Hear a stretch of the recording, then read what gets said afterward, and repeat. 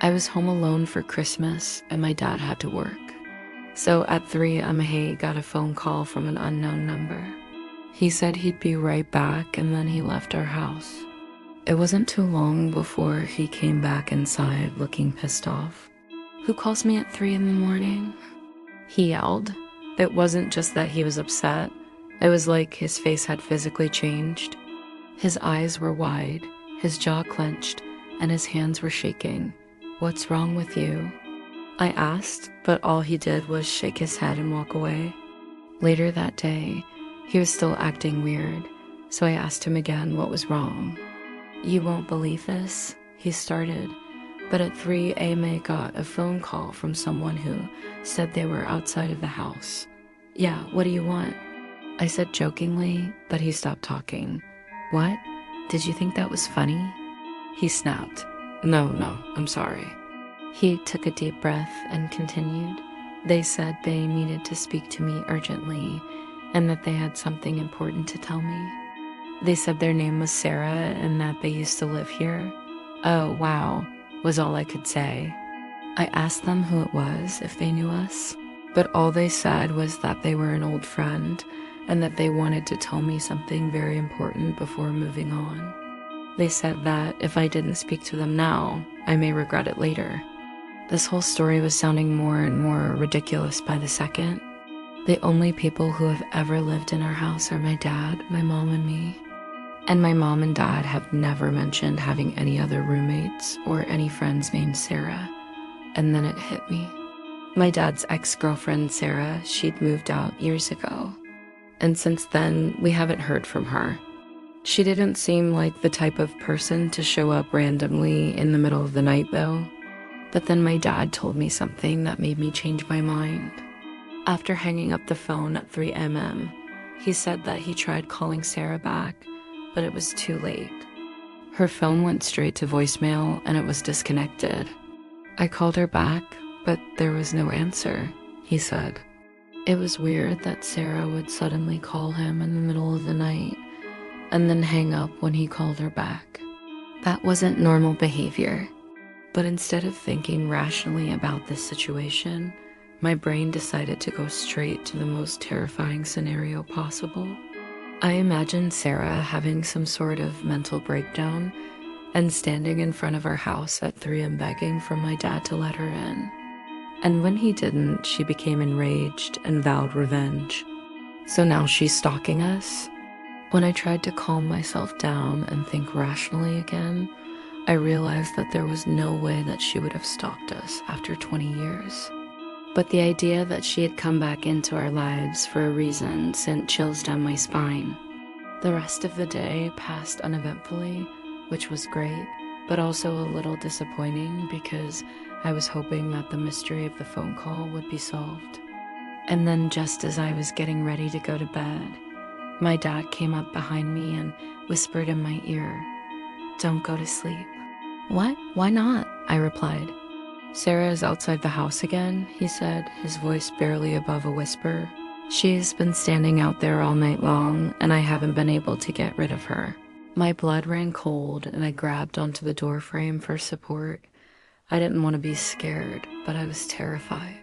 How could she be standing outside all night? We stood in silence for a moment as we listened intently. Suddenly, a knock on the door echoed through the room. I instantly jumped and my dad's face turned pale. "Don't open it," he said quietly, but the knocking grew louder and more insistent until finally my dad screamed, "Go away." As soon as he finished speaking, the lights flickered and the power went out, plunging us into total darkness. The knocking stopped abruptly, leaving us in silence once again. I don't know how long we stayed in the dark, but eventually my dad turned the flashlight on his phone on and began searching for candles. Thankfully, we had some and he managed to light them, casting soft shadows around the room. I felt a sense of relief knowing that we weren't in complete darkness anymore, but it was short-lived. The phone started ringing. It was 3 a.m. again. My dad looked over at me with pleading eyes and mouthed the words, "Please do an answer." But I couldn't move. I was frozen with fear as the phone kept ringing. It was obviously Sarah. I knew that if I answered the phone, she would be on the other side of the line begging for help, or maybe even threatening us. Either way, I was too scared to answer, but then the phone stopped ringing. Seconds later, it started again, and this time it was coming from my mom's phone. I guess she'd forgotten hers at home when she went out earlier. It was the same 3 rings before my mom finally picked up. "Hello," she said cautiously.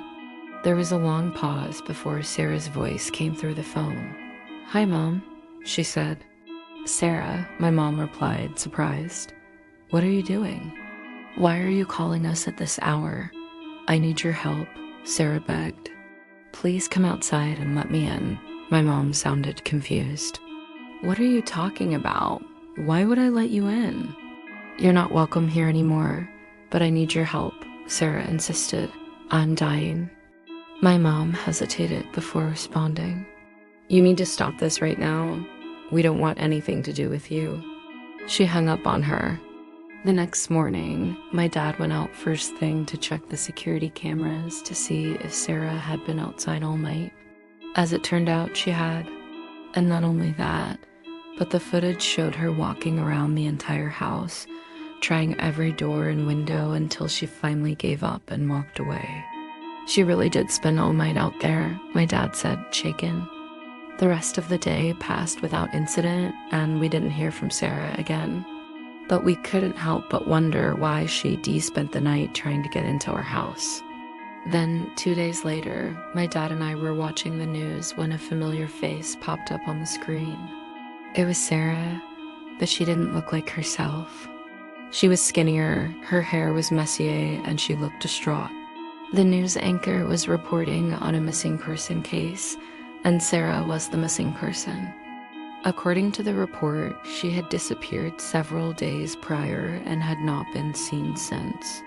The last confirmed sighting of Sarah was caught on a security camera, and it was the same camera footage that my dad had seen earlier. The police were asking anyone with information on her whereabouts to come forward. After the segment ended, my dad turned to me and said, "I think we should call the police." "Me too," I agreed. We might have been able to help her. But then a thought occurred to me. What if Sarah hadn't meant to call us in the middle of the night? What if she was trying to call the police and we just happened to pick up? I quickly pushed the thought out of my head. No, that couldn't be possible. If she was trying to call the police, why wouldn't she have done it from a public phone or a payphone? Why would she have called us? As the days passed, the police continued to search for Sarah, but they didn't find anything. Eventually, the case went cold and we never saw her again. To this day, I can't help but wonder what Sarah's story is and what happened to her.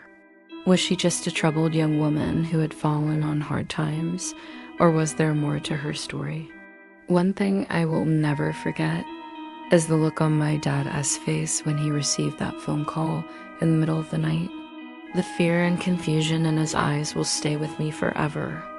It's been over 20 years since Sarah called us, but I still think about her sometimes and I wonder if she ever found peace.